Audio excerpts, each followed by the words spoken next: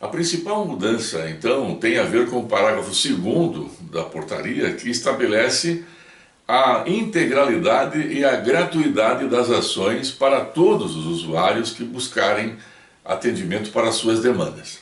Portanto, aqui aplica-se de forma absoluta o disposto constitucional, né? A integralidade e a universalidade. Ou seja, você, pela atenção primária, pela porta de acesso dela, você deverá ter o encaminhamento de soluções para as suas demandas. Naturalmente que um parágrafo da portaria, é importante ressaltar, estabelece todo e qualquer tipo de exclusão baseado no momento da procura, que é circunstancial. Eu costumo dizer sempre, né? Quantos usuários reclamam de chegar às 4 da tarde numa unidade básica de saúde e receber orientação para voltar no dia seguinte. 4 da tarde ainda é expediente, né? Isso inclusive está estabelecido, não deve haver nenhum tipo de restrição. O acolhimento ele deve ser feito durante as 8 horas por dia e não só de manhã, como é o nosso hábito. Essa é a questão, né? A humanização do atendimento não está afeta apenas à primeira hora da manhã, em que você tem normalmente lá um agrupamento de pessoas na espera de abertura, não importa. Essa é uma questão para você prestar bem atenção aí. A outra questão importante, a outra mudança importante é que a saúde da família tem na estratégia saúde da família a consolidação da atenção primária. O que muda em relação a isto? A estratégia saúde da família, pela PNAB anterior, 2488, era o elemento substitutivo da atenção primária. Nós tínhamos essa questão aí, né, de conceito substituído pela estratégia. Na nova portaria, serão reconhecidas outras estratégias de organização da atenção básica. Portanto, o ESF, a Estratégia Saúde da Família, deixa de ser a única forma de organizar a rede básica, mantida naturalmente a participação da União no financiamento de todo esse contexto, de todas as modalidades que possam vir a ser organizadas. Então, o importante notar aqui é que a saúde da família, ele tem, dentro dessa nova política, a sua referência de expansão e consolidação. Isso não muda. O que muda é a forma tradicional de fazer, imposta pela portaria 2488, ou seja, o ESF, eu repito, deixa de ser a única forma de organização da rede básica. As principais mudanças que se introduziram aqui, ela, por exemplo, autoriza a integração entre a vigilância em saúde e a atenção primária, né, e a atenção básica, que era uma coisa meio inexplicável, né? Isso é um assunto já muito debatido, aquela coisa do esse setor é meu, esse dinheiro é meu. Isso a portaria termina, porque ela sugere, ela recomenda, ela torna a integração entre o setor de vigilância em saúde e a atenção primária uma só atividade. Eu não consigo imaginar um agente de endemias trabalhando em separado da equipe de atenção à saúde da família, seja na modalidade que for. Ele precisa estar integrado nesta estrutura. E a forma como isso vai acontecer, a portaria é muito clara, e é isso que esse foi um grande avanço que fizemos. A nova PNAB, a portaria 2436, no seu artigo 10º, ela estabelece, atribui ao gestor municipal autonomia para a definição das suas prioridades e das suas diretrizes locais. Essa era a questão. Como podíamos ter uma portaria vindo de Brasília com regras prontas, estabelecidas, não deixando nenhuma margem de manobra para que o gestor municipal pudesse fazer a sua organização local, pudesse olhar as suas prioridades, as suas necessidades e em cima disso então propor uma solução.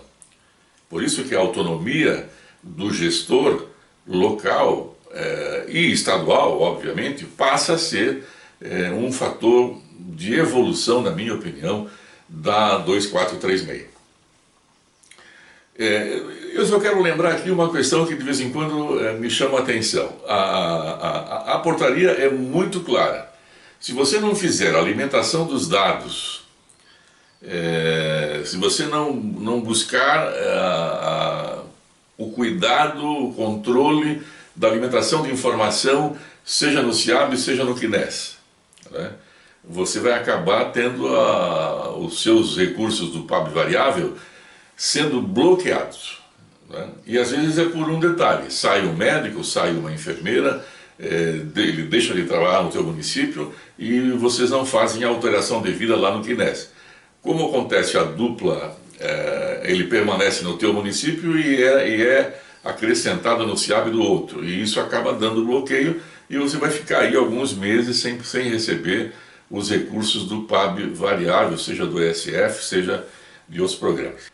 Uma outra questão que é importante ainda a gente ressaltar é que, como regra geral, fica mantido os princípios de resolutividade, fica mantido o princípio da universalidade e da integralidade, por primeiro, e o de resolutividade.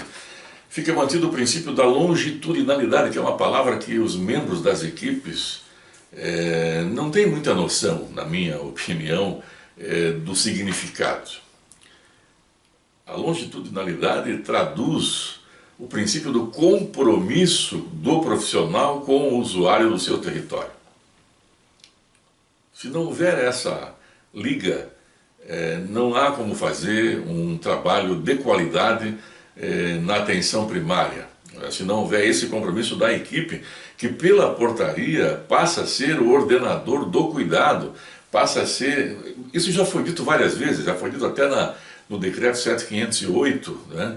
Já foi revisto e agora volta a ser reforçado na portaria 2436. A atenção primária é a ordenadora das referências e a equipe precisa ter compromisso com o usuário nesse caminhar, nesta andança. Do ponto de vista de funcionamento da unidade básica de saúde, a partir do princípio de que o ESF deixa de ser a fórmula, um modelo único de organização, fica criado pela portaria a equipe EAB, que significa Equipe de Atenção Básica. Por princípio, a carga horária da unidade básica de saúde deve ser de 40 horas semanais, no mínimo. É o que está estabelecido no item 3.3 do anexo da portaria. Uma equipe de atenção básica, ela pode ser composta como recomendação naquelas unidades onde você não tenha vulnerabilidades socioeconômicas que justifiquem, que fundamentem a necessidade da organização normal do ESF, da Estratégia Saúde da Família, que nesses locais sim deveria ser mantido. Então a recomendação da portaria é que em áreas urbanas onde você não tenha vulnerabilidades, a equipe de atenção básica pode ser um modelo de organização, mantendo aí uma área de abrangência de 2.000 a 3.500 pessoas por equipe, que será composta minimamente por um médico, clínico geral, preferencialmente com formação na área comunitária, saúde da família, enfermeiro, auxiliares de enfermagem e técnico ou técnico de enfermagem.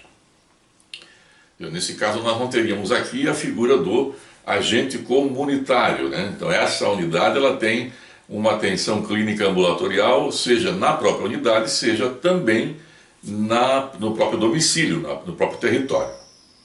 Então a fórmula de organização, além das unidades de estratégia da saúde da família, nós passamos a ter a equipe de atenção básica, EAB, e outras tantas modalidades que você pode observar lá na portaria. O consultório de rua, as equipes prisionais, a equipe fluvial, a equipe ribeirinhas, os quilombos, enfim, detalhes que você pode pegar no anexo da portaria. Eu quero me focar aqui nos temas que são mais relevantes. Isso não quer dizer que as outras equipes não sejam, não é isso. Aqui lá, se você entender o conceito, lá fica mais fácil de você compreender. Como eu vinha dizendo, a carga horária por categoria profissional, a unidade, o funcionamento da unidade deve ser de 40 horas. Isso a portaria não discute. Agora, a carga horária por profissional da atenção básica, EAB, ela é flexível, ela pode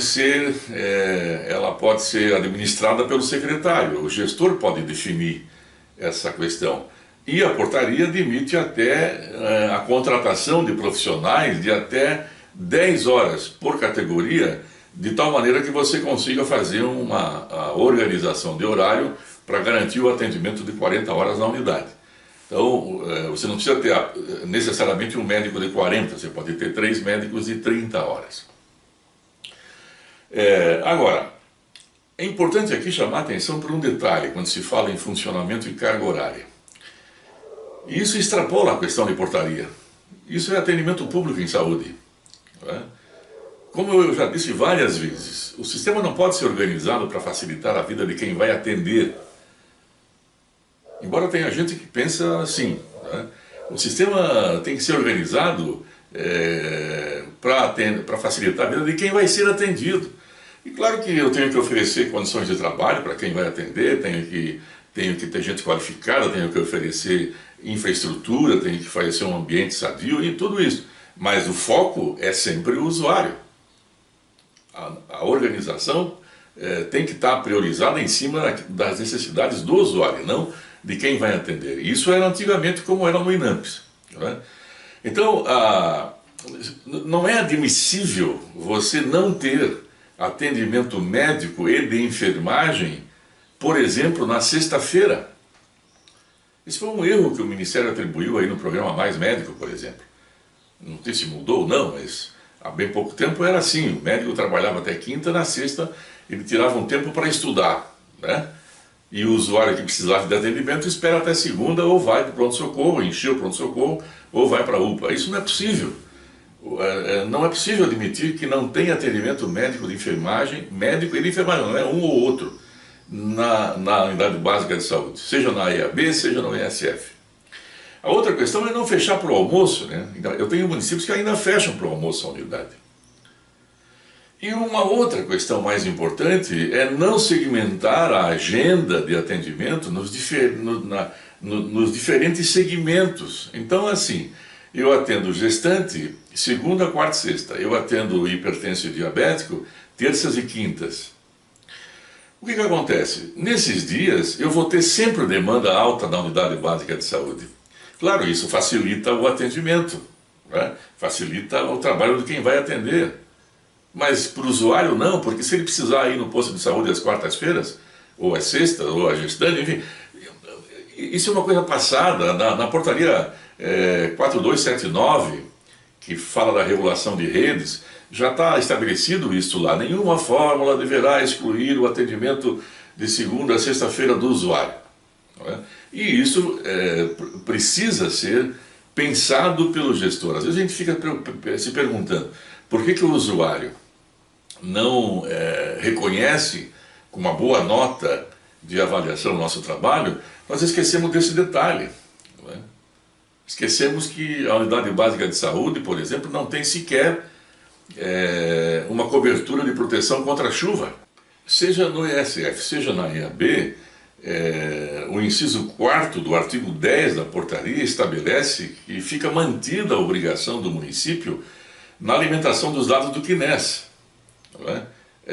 O cadastro das equipes de profissionais, a carga horária, não é? Os serviços que são disponibilizados, os equipamentos que são disponibilizados.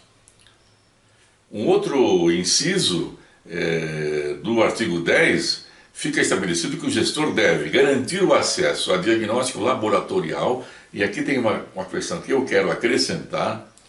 Não é possível que o usuário tenha aqui no posto de saúde, na unidade básica, na EAB ou na ESF, receber uma solicitação de um exame de patologia clínica, um exame de urina ou de fezes, e ele tenha que caminhar até a secretaria para receber autorização de realização do exame. Isso não é possível.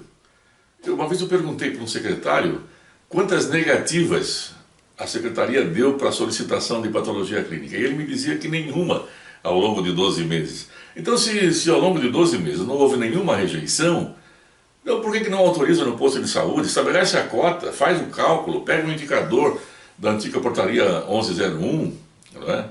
Que agora é um manual de orientações de padrões de referência do SUS, que foi lançado em 2014 ou 2015, não lembro bem, mas pega o indicador da 1101 que ainda serve, estabelece a cota, coloca uma margem de proteção para o gestor cuidar, não é?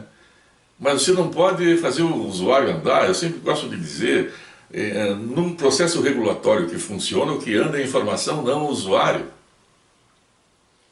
Então, permitir o acesso na unidade ao diagnóstico laboratorial. Organizar o fluxo de pessoas que acessam a UBS e garantir a referência fora da atenção primária. Eu sempre faço uma observação para os profissionais de saúde. Por que a referência intra-hospitalar funciona e a referência ambulatorial não costuma funcionar? Porque no intra-hospitalar a referência é feita face a face, é feita telefone a telefone, as pessoas se conhecem. Então, o gestor precisa proporcionar à equipe do EAB ou do ESF, ou qualquer outra modalidade, o conhecimento, a troca de experiência, de informação entre os profissionais que atuam nas referências do município. Eu não estou falando aqui ainda do NASF, não. Isso é uma outra conversa que vem para frente. Eu estou falando na referência de encaminhamento de usuários para especialidades, multiprofissional. Você precisa garantir, por conta disso, só reiterando aqui a informação, a alimentação dos dados da carga horária dos profissionais no CNES. Isso é extremamente... E você tem que cumprir essa carga horária. Então, a nova PNAB, ela estabeleceu não só alterações nas equipes da atenção primária, mas também estabeleceu algumas alterações, por exemplo, na forma de atuação do NASF. Não mexe com a composição, mas mexe com a sua fórmula de atuação, que passa a se chamar de NASF-AB, tá certo? E cuja atuação não é independente. O NASF-AB não tem uma unidade, né? Ele não está vinculado a uma unidade física, ele está vinculado ao apoio clínico multiprofissional à rede primária de saúde do município. É assim que deveria ser. Não creio que isso ainda persista, tomara que não. Mas o NASF deve ter a sua agenda regulada pelas unidades de saúde básicas. O secretário de saúde deveria prestar muita atenção nessa questão. O NASF não é uma unidade independente, não tem sede física. Ele tem a sua agenda estabelecida pela Unidade Básica de Saúde. Algumas outras alterações inseridas na atenção primária: a questão do transporte tem que ser assegurado, né? A participação popular e o controle social, por exemplo, os conselhos locais de saúde lá nas unidades básicas, a elaboração de uma política municipal de assistência farmacêutica que estabeleça as condutas, né? Existe uma lei chamada 12.401, que altera a 8.080, que definiu as regras de diagnóstico e terapia no sistema público. Eu costumo dizer sempre, embora isso sempre gere polêmica, né? Quem define a terapêutica no sistema é a RENAME. Na atenção primária são próximo de 100 e poucos itens que estão lá, né? Qualquer encaminhamento de medicamentos fora desta regra tem que ser solicitada primeiro à comissão de farmácia e terapias do município, criada pelo município. Essa é uma questão para ser observada, a criação de uma política nacional, de uma política municipal de atendimento terapêutico. Em alguns estados, os governos já fizeram os decretos-leis que obrigam o médico, servidor público, contratado pelo estado, a adotar as terapias previstas nos protocolos da RENAME. Uma outra mudança importante, que considero importante, embora motivo de polêmica, foi a introdução da função de gerente de atenção básica.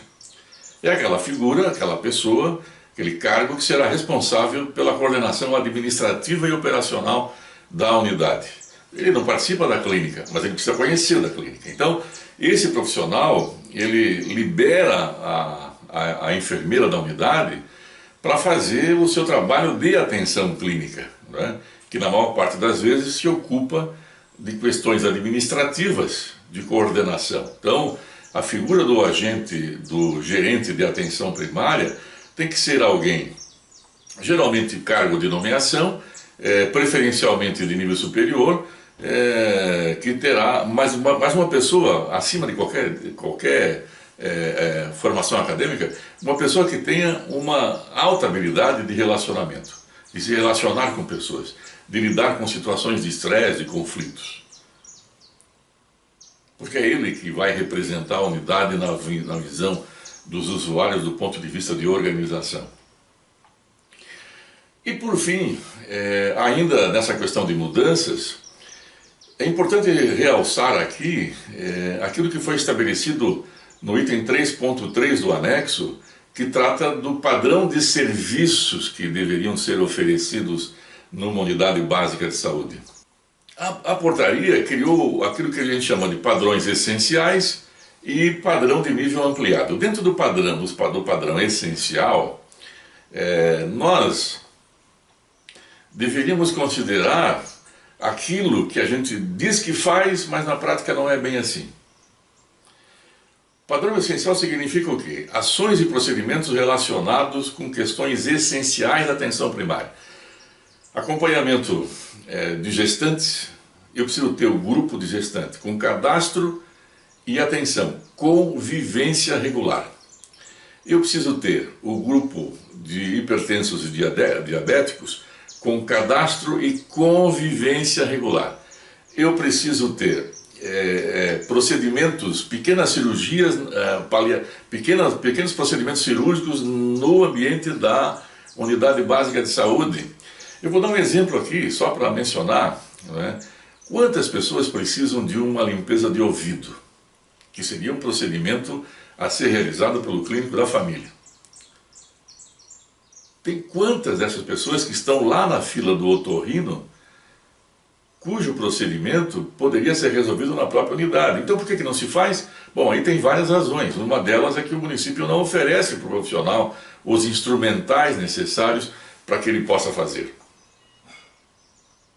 Então é preciso considerar aqui que tipo de procedimentos nós podemos acrescentar dentro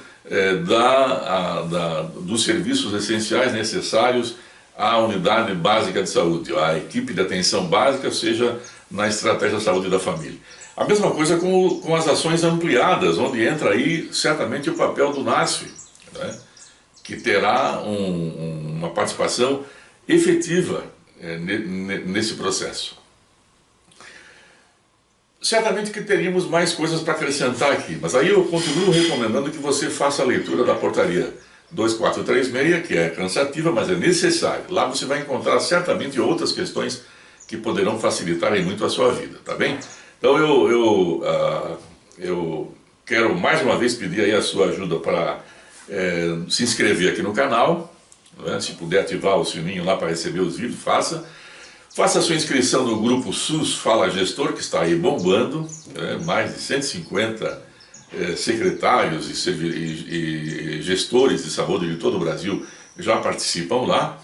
E se tiver qualquer outra questão que queira ouvir debatido aqui no canal, é só mandar um e-mail para a gente que está aí, que está aqui na tela, tá bom? Grande abraço, até a próxima.